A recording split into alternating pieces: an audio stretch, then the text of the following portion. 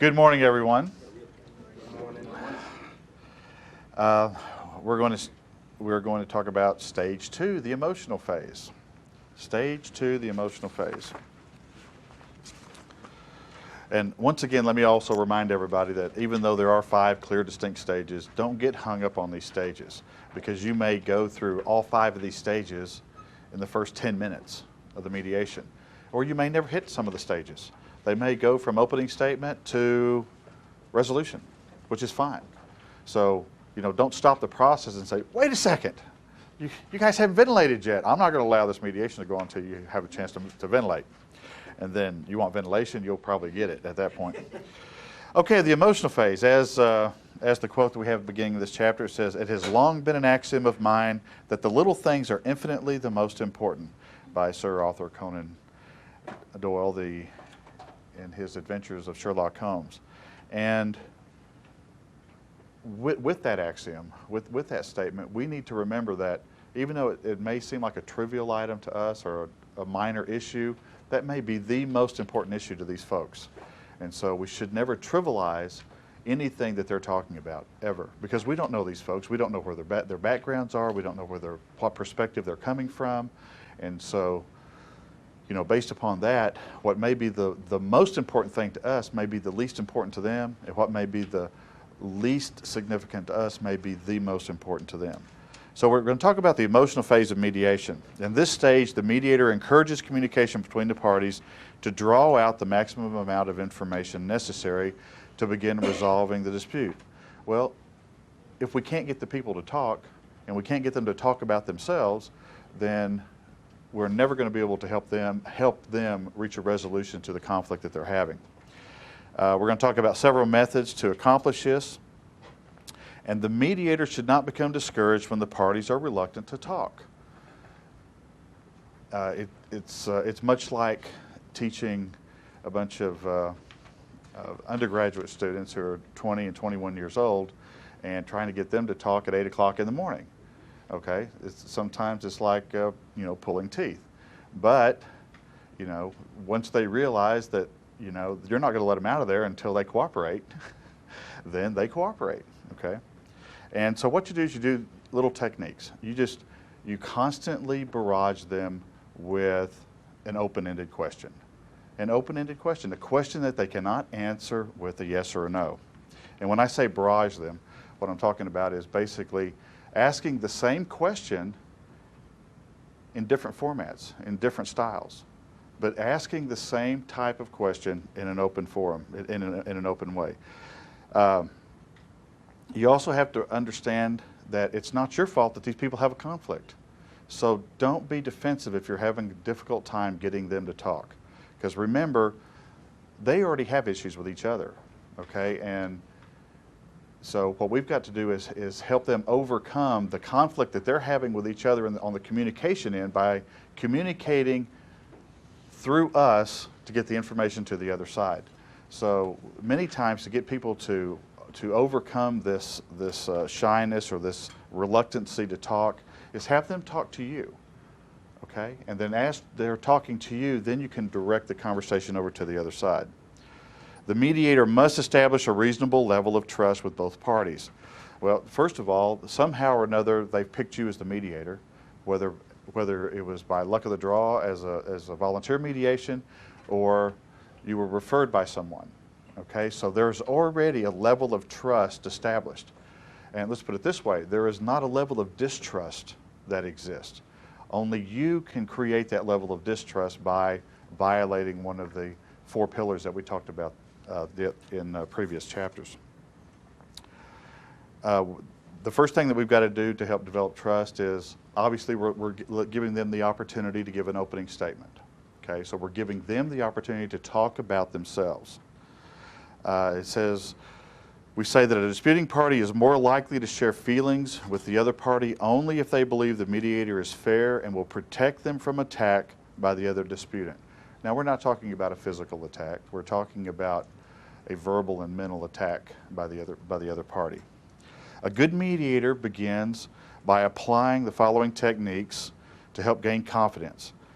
show genuine interest in the disputants. Now remember, a lot of this stuff is repetition, but mediation is, let me just stop here for just a second. Mediation is such a simple process. It's repetition, repetition, repetition. You only have a few guidelines, okay? But it's practice, practice, practice. And it's basically doing the things that we do every day. We listen, and we talk. We listen, and we question.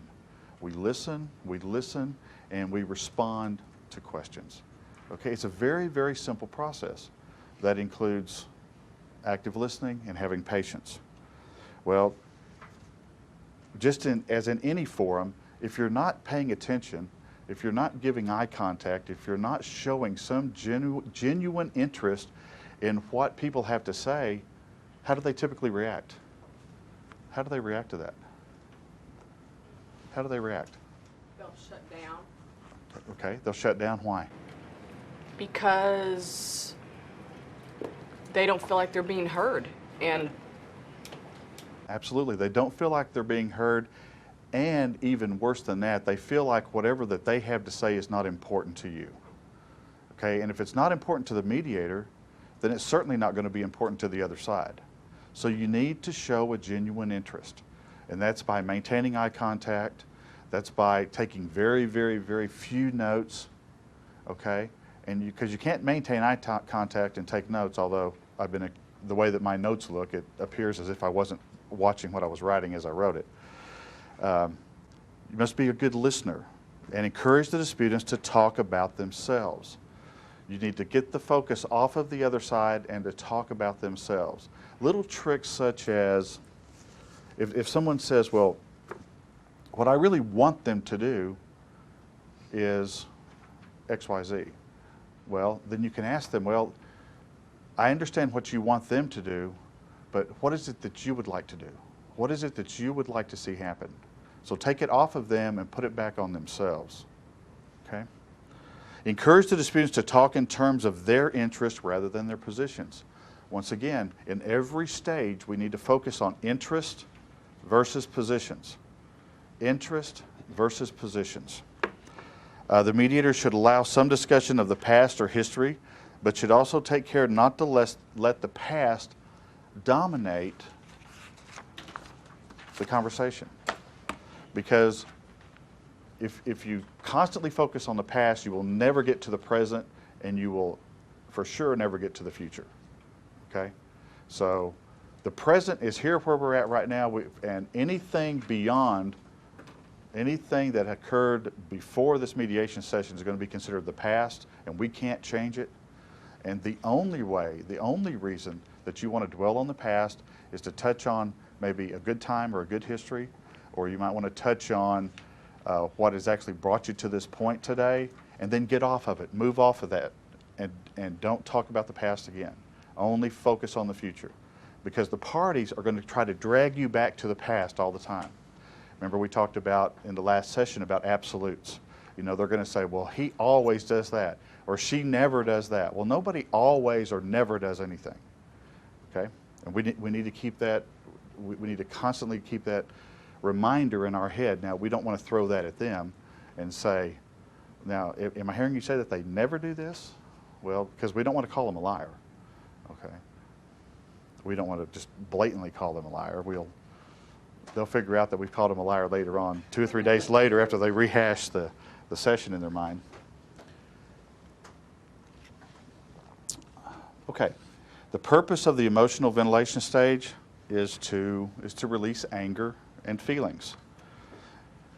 But remember, sometimes people ventilate by just being silent.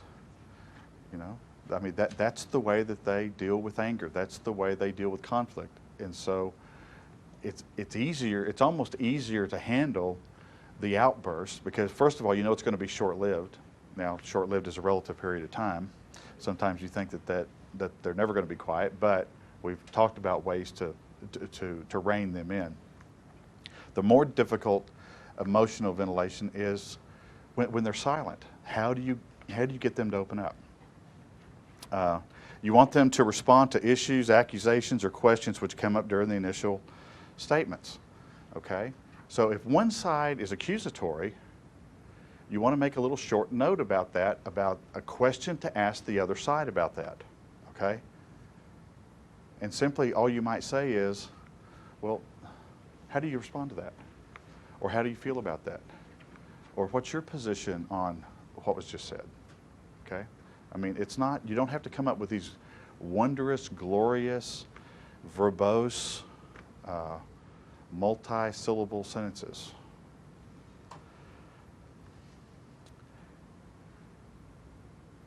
Another purpose of emotional ventilation is to fill in informational gaps for the parties and mediator. This allows the mediator to listen for the information needed to help the parties move towards resolution. You know, so many times mediators want to shut the process down. They won't let people raise their voice. They won't let people use an expletive here and there. And of course, that's everybody has a different tolerance level for that. And I'm pretty thick-skinned. But I mean, I still even have a point where, okay, enough is enough. And remember, we agreed to use first names. We agreed not to call each other barnyard animal names and that kind of thing. So, but if you stop the process, if you stop the ventilation too soon, then what's going to happen is you're going to shut them down for the rest of the mediation because they're going to be afraid to talk. They're going to be afraid to open their mouth and say anything because the rules police are going to jump down their throat. Okay? When people are ventilating, this gives the mediator the opportunity to listen for mediatable issues.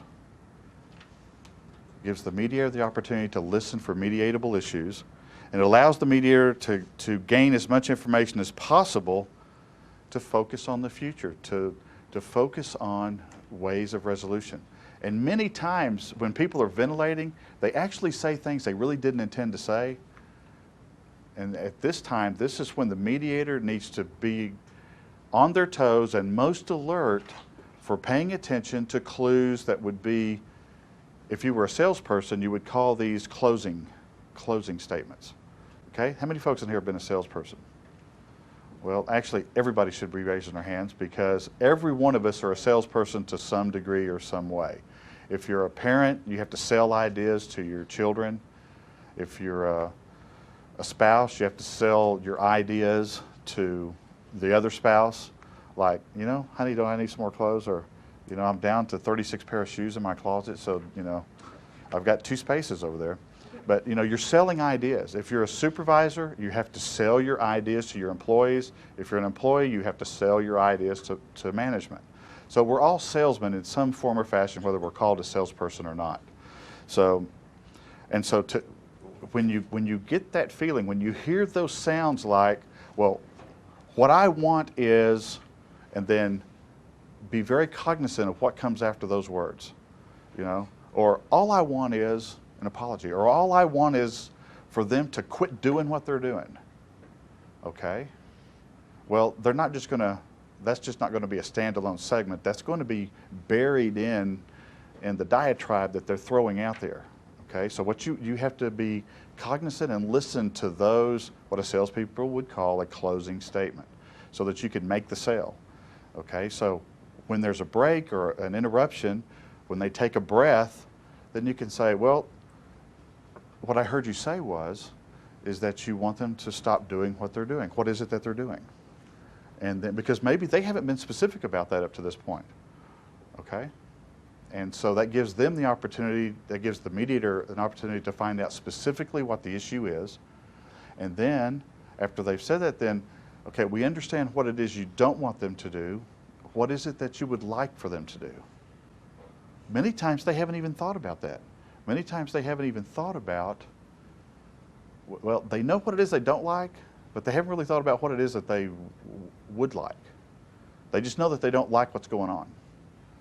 Okay? So have them tell you. Let them explain to you, because if they don't know, how do they expect the other side to know?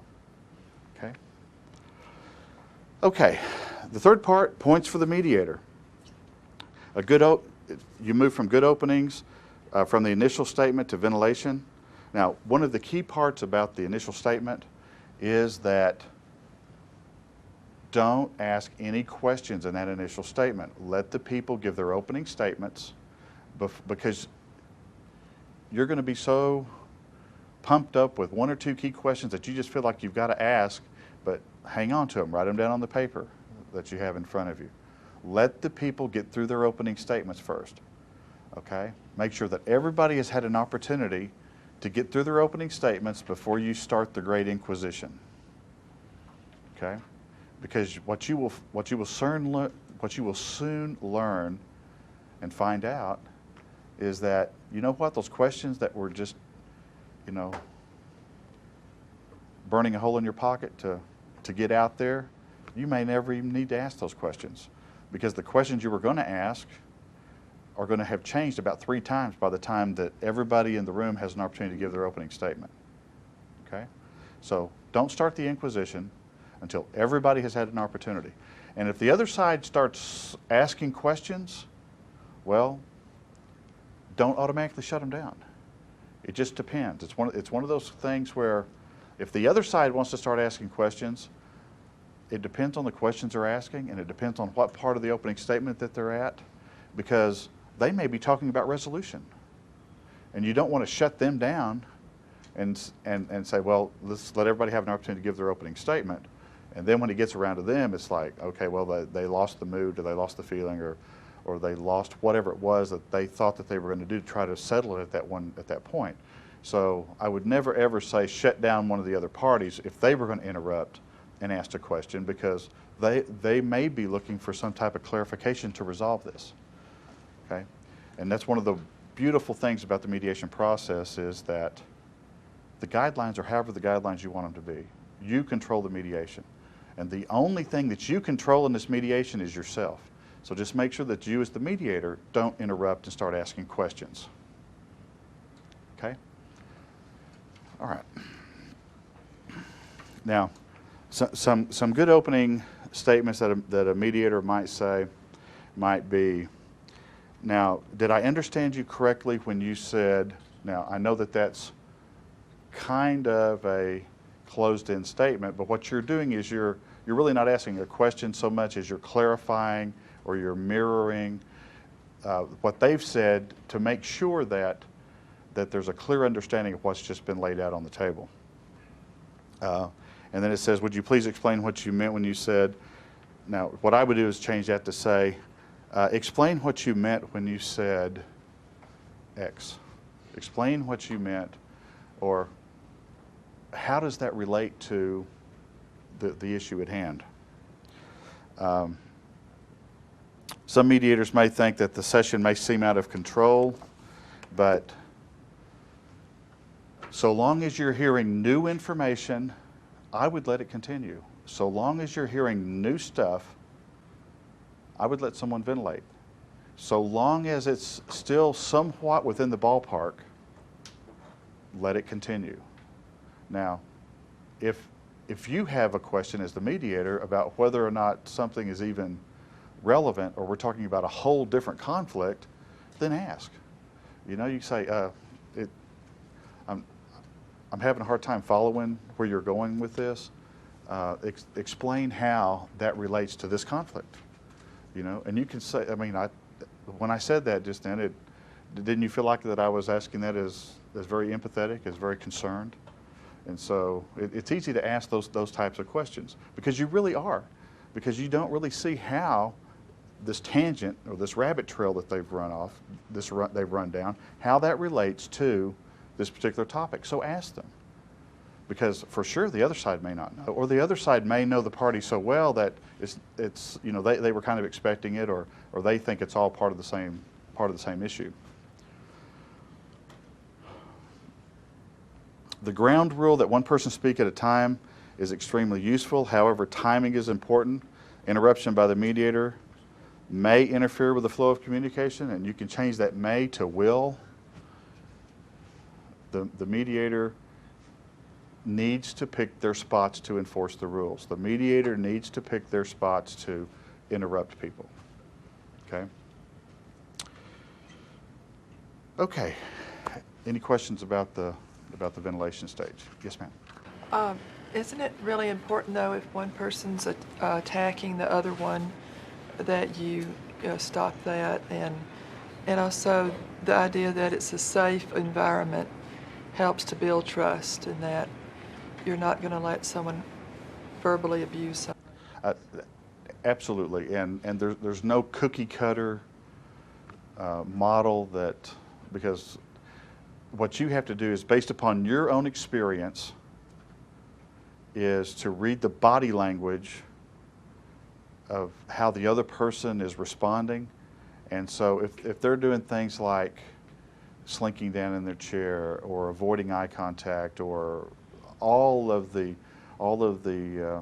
physical signs that somebody is really is taking this bad, then sure, you would stop it. Okay, and the way you would stop it is you want to do it in a very casual manner. You're going to take control, but then you're going to release it and you're going to move on. And so, for example, if someone is well, I don't allow anybody to be verbally abusive. You know, if somebody wants to use some expletives, that's fine, but I don't allow them to just bring somebody down by constantly calling them some terrible name. Because then what I'll do is I'll say, Bill, remember we agreed to use first names. Go ahead and continue. Or if I want the other person to have an opportunity to respond or to get a word in edgewise, because you can tell when people want to talk but they're afraid to interrupt, or they don't know how to interrupt, or they don't know how to get a word in edgewise, which is probably part of the reason that they're having communication problem issues anyway, is I'll say, now, Bill, remember we agreed not to interrupt, or Bill, remember we agreed to use first names. Sue, go ahead and talk. Or Sue, how do you respond to that? Okay, I'll put it right back over in Sue and give her a chance to go ahead and respond to whatever the last issue was. Okay, and that's how you kind of control the mediation session. You don't really slam them. You don't stand up there and say, "All right, look, you idiot, you know, we agreed not to use any four-letter words, and and here's the dunce cap, and you're going to go into timeout for 15 minutes while we let the other side talk." So you don't want to violate the prime directive, which is not to create additional conflict. Okay, and you can control the session without creating additional conflict. Okay, but very good question. Other questions about ventilation?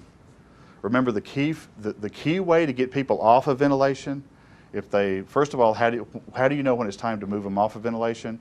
When they start repeating the same story over again.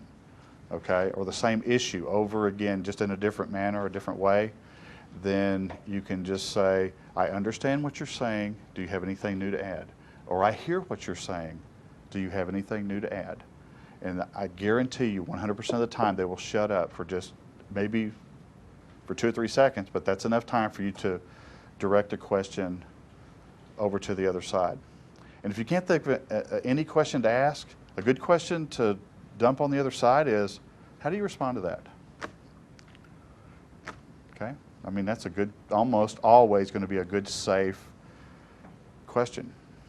You know, I mean, and when I was a student, which if you have a doctorate, then you've been in school like most of your life, and when a professor used to ask me that question in class, and I wasn't paying attention or I was daydreaming or something, then I just say, you know, sir, that's a very good question. What's your opinion on that? You know what? And most of these professors are so egotistical that, you know, they're going to lay their opinion out for the most part. Or they'll come back and say, all right, Gary, were you asleep again? So anyway, I saw a hand. I mean, I'm just thinking about this comment here and people being uncomfortable, and probably much of that's related to fears and not knowing, is this supposed to be happening? So do you do any kind of upfront work as it relates to what might occur, or is that just seed planting for problems in the future? No, that's exactly how I perceive that. I mean, the simple rules that we have, don't interrupt each other, use first names, that pretty much covers just about every negative situation. So even in the opening statement, if someone's about to interrupt someone or is interrupting someone, you know, remember we agreed to not interrupt. If there's something that you'd like to remember to ask later, go ahead and write it on the paper in front of you, and then just turn it up back to the next person, the person who was being interrupted, and say, Sue, go ahead and continue. Okay, but no, I don't. I do very, very little of the seed planting, because to me, you're talking about the negative things that could happen. Well, if they're going to happen, they're going to happen anyway, and so I want to deal with them then. I don't want to let them know how we're going to deal with them. And so, but for the most part, your biggest fears, I mean, these people are going to they're going to try to be your best friend, because they know you're going to make a decision in this. Even though you're not, they think you are. So they're going to be your best buddy. They could be the worst jerk in the world outside of this room, but there for that short period of time, for 3 or 4 hours in this mediation session, you know, you're going to think that, you know, you might even let that person date your daughter, you know, or not, you know. So your worst fears, people can be great actors for 2 or 3 or 4 hours, okay? Ultimately, the truth will come out if it's going to come out. So, like I said, your biggest fears, don't worry about it. People hollering and screaming rarely happens, although it does happen. And when they do that, then you know how to deal with it. You know how to handle it. You don't just shut it down. You let it go until you see that it's creating a problem. You see that it's intimidating or harassing somebody or belittling somebody. You know, I never let that happen. Once I see that that's starting, then. But remember, when people start doing that, that's not something that is going to be uncommon to the other side, because they're going to have seen that person before. What's going to be surprising to that person is they've never seen the calm, collected person sitting across from them before. That's what's going to be uncommon for them. Okay, does that make sense?